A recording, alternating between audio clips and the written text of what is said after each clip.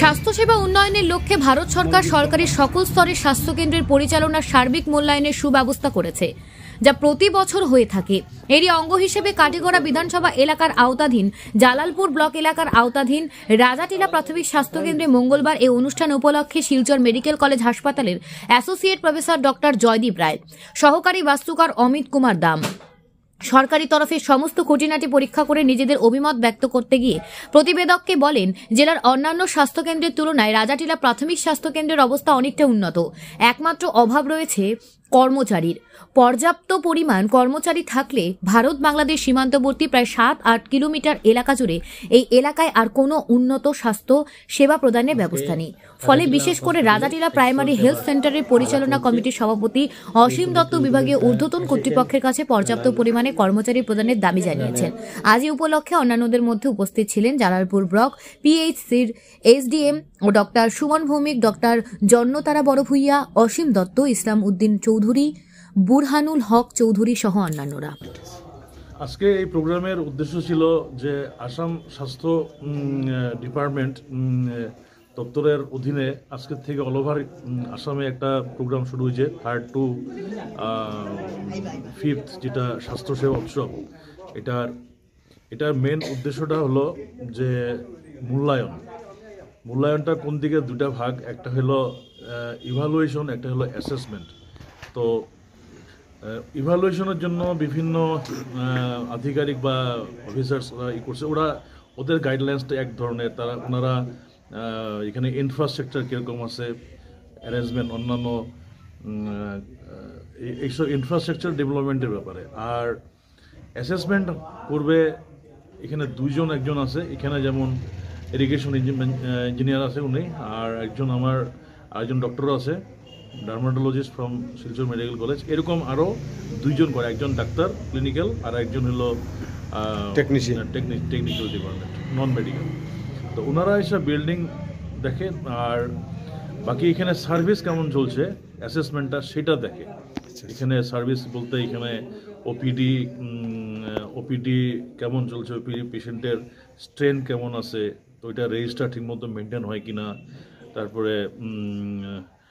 তারপরে ল্যাব কীরকম ফাংশনিং চলে, তারপর এখানে যেগুলা পরীক্ষা করা কোথায় ওগুলো হয় কিনা, ড্রাগস আছে কিনা, আর ডেলিভারি হয় কিনা ঠিকমতো, বাচ্চা ডেলিভারি হওয়ার। আমার রাজাটিলা হসপিটালের কি এখন পর্যন্ত আপনারা কতটুকু পাইছেন?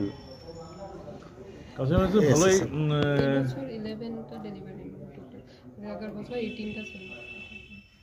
এর আগেও আমরা রাজাটিলা থেকে আমাদের জালালপুর আন্ডারে সব হসপিটালে A গ্রেড, আমাদের টার্গেট হলো A গ্রেড পাওয়া, কারণ এই জন্য 80%। তো আগের বারও আমরা এই সব হসপিটালে আমরা A গ্রেড পেয়েছি আর কি। তো এবারও আশা করি পাবো। আজকে কোন হসপিটাল আপনার কাটিগড়া ব্লকের ভিতরে আজকে কোনটা চলছে? আজকে হলো রাজাটিলা আর দিগরখাল, চণ্ডীগড়, আয়ুষ্মান আরোগ্য মন্দির যেটা আছে। আচ্ছা, এই 3টা জায়গাতে। আপনার এই রাজাটিলা হসপিটালে আইসিইউ হিসাবে আপনার মতামত একটু। আমি গত বছর অ্যাসেসর ছিলাম, এক্সটার্নাল অ্যাসেসর করিমগঞ্জে। তো করিমগঞ্জের একদম প্রত্যন্ত গ্রামে পিএইচসিগুলো, এই সেম লেভেলের পিএইচসিগুলোতে আমি গেছি। এই তুলনায় রাজাটিলা অনেক ইমপ্রুভড ইনফ্রাস্ট্রাকচার, অনেক ফ্যাসিলিটি এখানে আছে। আইডেন্টি প্লিজ আপনার? আমি doctor Joydeep Roy, associate professor, Silchar medical college. তো ওই এক্সপিরিয়েন্সে বলছি, রাজাটিলা বর্তমানে খুব ভালো অবস্থায় আছে। কিছু সমস্যা হলো স্টাফের সমস্যা, এটা সব হসপিটালেই আছে, ওইটা একটু দেখতে হবে। আর কোয়ার্টারগুলো একটু ঠিকঠাক করলে আমার মনে হয় এটা one of the best hospital বলে গণ্য করা। ওকে, আমি অমিত কুমার দাম, এসিস্ট্যান্ট ইঞ্জিনিয়ার ইরিগেশন। আমাকে এক্সটার্নালি বলে এসএসআর নিযুক্ত করা হয়েছে আজকে। তো এসে দেখলাম আজকে রাজাটিলা হসপিটালে আসার পরে দেখলাম যে হসপিটালটা খুবই মোটামুটি ভালোই মেনটেন করে যাচ্ছে। হাইজিনও বলুন বা রেজিস্টার সব কিছুই ভালোই মেনটেন করেছে ওনারা। আর অল্প প্রবলেম থাকে, সব জায়গাতেই থাকে প্রবলেম, তো অল্প প্রবলেম আছে, এটা আমরাও বলে যাচ্ছি, এগুলো ঠিক করবে ওনারা, আর মোটামুটি ঠিকই আছে। ওকে, কোনো আপনার কতদিন থেকে এই হসপিটালে আইছেন? আমার জয়েনিং এর 6 মান্থ হয়েছে। 6 মান্থ হয়েছে। আপনার যতদিন চালাইছেন এই চালানোর মধ্যে আপনার কি পাইছেন এখন পর্যন্ত এই হসপিটালের মধ্যে, কতটুকু বা পরিবেশ কীরকম?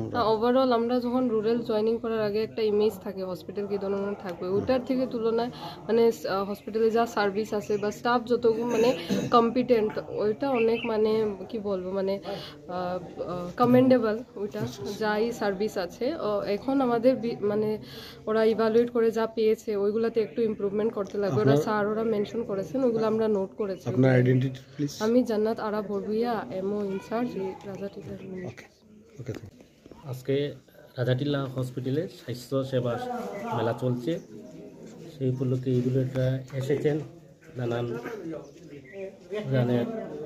সব কিছু ঠিকঠাক চলছে কিনা এইসব ব্যাপারে দেখতে এসেছেন।